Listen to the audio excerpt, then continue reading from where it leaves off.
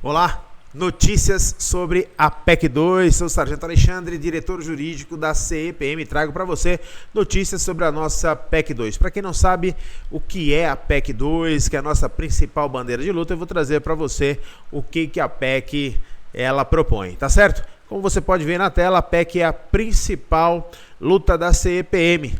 Na verdade, a PEC tem o objetivo de criar o parágrafo 2º no artigo 138 da nossa Constituição Federal. E aí estabelecendo-se uma diferença de remuneração no salário padrão entre os postos e graduações para o imediatamente superior não poderá ser superior a 10%, tá certo?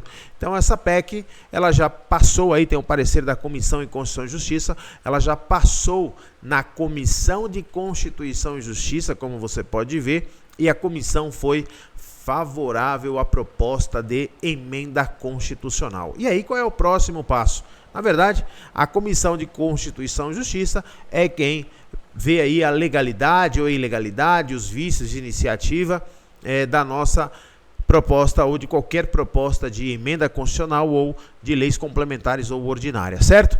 Então, qual que é o próximo passo agora? Essa PEC foi para a presidência, para que seja pautada na ordem do dia, para que seja estabelecida aí a votação ou uma discussão. E é esse o grande entrave que está acontecendo na Assembleia Legislativa. Eu não sei se é por preconceito, se nós, policiais militares, nós praças da Polícia Militar, nos reunimos para fazer a propositura dessa PEC, e ela não vai para frente, ou é falta de vontade política mesmo, né? A coisa não anda e como a gente não tem o que trocar, na grande realidade a coisa não vai para frente, tá certo? Então eu queria mostrar para vocês o seguinte, essa PEC, quando visa estabelecer um percentual máximo aí de 10%, a diferença máxima entre um posto e uma graduação, um posto e outro, e uma graduação e outra, ela visa, na verdade, reduzir o abismo salarial criado pela Lei 731 de 93 ainda, quando eu era recruta, 93, veio uma lei chamada 731, Lei 731, que veio falando sobre a remuneração dos policiais militares e estabeleceu essa diferença de 30,3% entre o salário do segundo tenente e o primeiro tenente. Só para você saber, nós estamos no mês de maio de 2019, um padrão de um primeiro tenente está R$ 3.903 e o padrão de um segundo tenente está R$ 3.906, tá certo? Sendo aprovada essa PEC, haverá uma reestrutura salarial na parte de baixo, na base, que é o que mais nos interessa.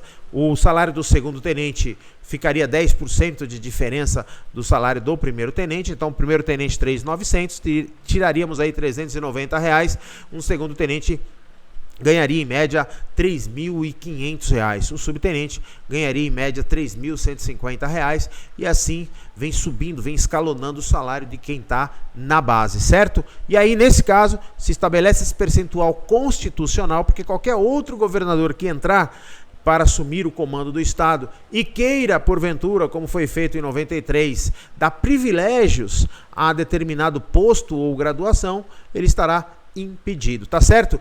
O artigo 124 da Constituição, ele é muito claro quando ele fala de isonomia. Entre um funcionário público exercendo a mesma atividade, tem que ter salário isonômico. Havendo semelhanças de função, tem que ter salário isonômico. Há que ter uma isometria salarial, certo? Nesse caso, do segundo tenente para o primeiro, por que não tem? Porque nós, praças da Polícia Militar, só conseguimos chegar ao posto de segundo tenente. Aliás, conseguimos chegar, né, nesse posto de segundo tenente quando inativamos ou quando vamos para a reserva. E por isso, então, que se estabeleceu essa diferença muito grande, ou seja, o segundo tenente ganha muito menos do que o primeiro tenente, mas em compensação, o tenente de carreira, ele fica menos tempo no posto de segundo tenente e logo ele é promovido a segundo tenente, aí há a compensação, tá certo? Então essa é a nossa grande bandeira de luta. Eu quero mostrar para vocês, voltando aqui aos nossos slides, mostrar para vocês como que é o processo legislativo, certo? Artigo 21 diz que o processo legislativo compreende, e aqui a gente está falando de Constituição Paulista, o processo legislativo compreende a elaboração de emenda à Constituição, de lei complementar, lei ordinária, decreto legislativo e resolução. Gostaria muito que você prestasse atenção nisso. Nós temos emenda constitucional, lei complementar, lei ordinária, decreto legislativo e resolução, tá certo? Aqui, o artigo 22 da Constituição diz que a Constituição poderá ser emendada mediante proposta de 1/3 no mínimo dos membros da Assembleia Legislativa. E antes de continuar, eu queria dizer para vocês o seguinte: nós temos a Constituição Federal, certo? Que é em decorrência do poder constituinte originário, e os estados, ele pode criar as suas constituições, as constituições regionais. Isso é poder constituinte derivado de quem? Do originário. Mas não pode se fugir daquilo que se estabelece a lei maior, a lei máxima, que é a nossa Constituição, certo? E na Constituição Paulista, semelhante à Constituição Federal, ela traz aí o procedimento que deve ser adotado para a propositura de emenda constitucional. Vamos fazer uma leitura de novo do artigo 22. E ele diz o seguinte: a Constituição poderá ser emendada mediante proposta de 1/3 no mínimo dos membros da Assembleia Legislativa, depois pelo governador, depois de mais de 1/3 das câmaras municipais e depois de cidadãos mediante iniciativa popular assinada no mínimo por 1% dos eleitores. Veja só que nós temos aqui 4 pessoas, 4 sujeitos que podem apresentar a proposta de emenda constitucional. A Constituição poderá ser emendada mediante proposta desses 4 sujeitos. 1/3, no caso da Assembleia Legislativa, o mínimo de 1/3 da Assembleia Legislativa. Depois nós temos proposta do governador, depois nós temos mais de 1/3 das câmaras municipais e depois o 1% do eleitorado paulista, tá certo? Veja, vamos fazer a leitura de novo, voltando no slide, você vai perceber aqui que não há questão de competência, o que apresenta o que. Aqui é apenas uma proposta de emenda constitucional. Governador pode apresentar de qualquer tema? Sim, aqui não tem pertinência. A PEC do governador tem que versar sobre determinado tema, ele é competente para aquilo ou não. A Assembleia Legislativa, a mesma coisa. E o que dizer dos cidadãos? Não é isso? Então não há aqui competência para os cidadãos apresentar proposta de emenda constitucional. Não há tema aqui, não há assunto específico para cidadão ou qualquer um desses sujeitos que eu acabei de citar para vocês, certo? Então veja, fazendo uma interpretação literal da Constituição, nós vemos aí que a nossa PEC é constitucional. Vamos continuar na leitura do nosso slide, caminhando. Nós estamos vendo agora o artigo 24. A iniciativa das leis complementares e ordinárias cabe a qualquer membro ou comissão da Assembleia Legislativa. Isso quer dizer que cabe a qualquer deputado ou uma comissão de deputados, ao governador, ao Tribunal de Justiça e ao Procurador-Geral de Justiça e também aos cidadãos. Eu quero chamar a atenção de vocês aqui, que nós lemos no caput do artigo 24, que é proposta de leis ordinárias e complementares. Aqui não estamos falando de PEC, emenda à Constituição. Veja só que agora, nas propostas de leis ordinárias e complementares, nós temos a figura do Procurador de Justiça e também do Presidente do Tribunal de Justiça. Tá certo? Então, inclui-se agora mais 2 sujeitos que podem apresentar leis ordinárias e leis complementares. O que não é o caso, chama atenção mais uma vez, de PEC, tá certo? Agora veja, nós temos aqui no parágrafo 1º a competência. Aí sim é a primeira vez que surge regra de competência. Compete exclusivamente à Assembleia Legislativa a iniciativa das leis que disponham sobre. Então nós temos aqui de fato a competência da Assembleia Legislativa para a propositura de leis ordinárias e leis complementares. Continuando no nosso slide, nós vemos mais para frente aqui no parágrafo 2º, compete exclusivamente ao governador do estado a iniciativa das leis que disponham sobre. Aí eu coloquei aqui no número 5, militares, regimento jurídico, provimento de cargos, promoções, estabilidades, remuneração, reforma para transferência, bem como fixação ou alteração do efetivo da PM. Veja, esse NR quer dizer nova redação. E essa nova redação desse número 5, ela surge em 2006.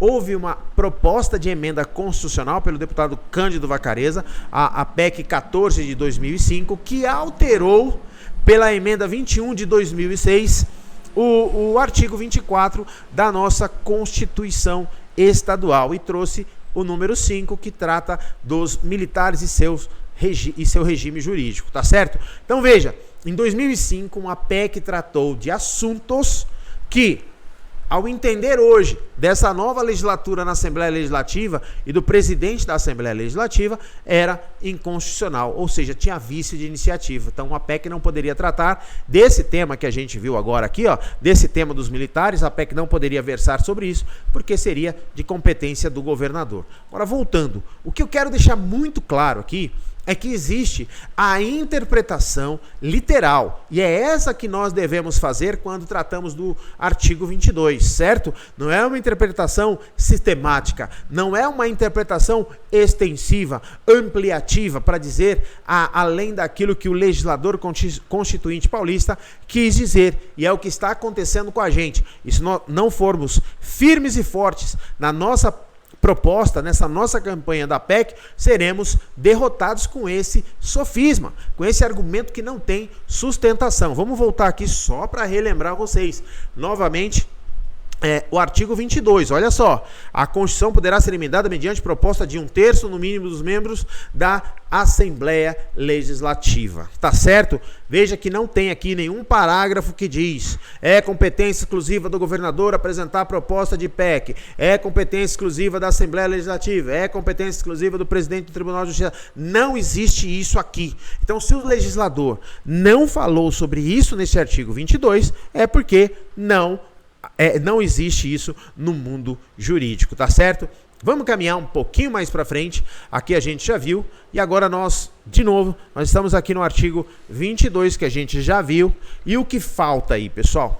O que falta, na verdade, é vontade política. O que falta, na verdade, é a Assembleia Legislativa, na sua presidência, no Colégio de Líderes, colocar a nossa PEC 2 para a votação. Pode ser para votação, pode ser para discussão, não importa. O que a gente quer é que essa PEC seja discutida, porque inconstitucionalidade, vício de iniciativa, teria que ser discutido lá na Comissão de Constituição, Justiça e Redação. E isso lá foi feito, tanto que saiu o parecer, como eu mostrei para vocês logo no comecinho do vídeo, parecer número 35 de 2018, dizendo que a comissão era favorável à proposta de emenda constitucional, tá certo? Não sei se brincaram com a gente, não sei se fizeram uma brincadeirinha com a gente, a casa, mas agora tem que assumir a sua responsabilidade e colocar a nossa PEC para a votação, e é isso que nós estamos esperando, tá certo? Você tem a oportunidade de estar lá na Assembleia Legislativa toda terça, quarta e quinta. A nossa equipe CEPM estará presente lá, sentada no plenário, com as nossas faixas esticadas, e outra equipe visita gabinetes por gabinetes de deputados, conversando com eles, mostrando a nossa pauta de reivindicação, que é uma pauta justa, uma pauta legítima e uma pauta que precisa ser colocada em votação. É necessário que seja colocada em votação, tá certo? Não fomos nós quem criamos, não fomos nós quem estabelecemos essa diferença. Na verdade, em 93, todo mundo na Polícia Militar foi enganado. Então, nós queremos que se reestruture os salários dos policiais militares e que isso venha como valorização profissional, certo, pessoal? Então é isso aí, notícias da nossa PEC 2, terça, quartas e quintas, estamos lá no plenário da Assembleia Legislativa e pressionando, a gente tem que pressionar. Hoje a gente tem as redes sociais, você pode fazer isso por nós, pressionar os nossos deputados, principalmente aqueles que são líderes partidários, certo? Porque se reúne o colégio de líderes e eles podem pedir para que a PEC seja pautada. Então, veja só, essa semana passada, eu fui até a Assembleia Legislativa e eu conversando com um deputado, ele me disse: ô Alexandre, existe uma omissão na Constituição em relação à votação de emendas constitucionais de assuntos que versam sobre o interesse do governador do estado. E aí eu disse para o deputado: olha, deputado, respeito Vossa Excelência, mas quero dizer que somente façamos uma interpretação literal. Leia o texto como ele está e aplique-se o texto como ele se encontra. Por quê? A vontade do presidente é não pautar a PEC para ser votada ou discutida, certo? Essa é a vontade da presidência da casa. E a Constituição, ela determina que as formas como a própria Constituição seja emendada. Então, entre o que determina a Constituição e a vontade da presidência, há uma omissão. Lógico, porque a Constituição não poderia tratar da vontade de todos os presidentes da casa, de todos os temas que esse presidente gostaria de pautar para votação ou não. Então, há sim uma omissão entre a vontade do presidente e aquilo que está escrito na nossa Constituição Estadual. Por isso a PEC 2 de 2018 é mais do que legítima, tá certo? É a Rádio CPM informando a você, policial militar. Fique ligado, acompanhe a gente no canal do YouTube, acompanhe a gente nas redes sociais e acompanhe no WhatsApp, porque o nosso trabalho é sério. Nós estamos aí, todo mundo juntos, unidos, focados e fortes. Valeu, um grande abraço.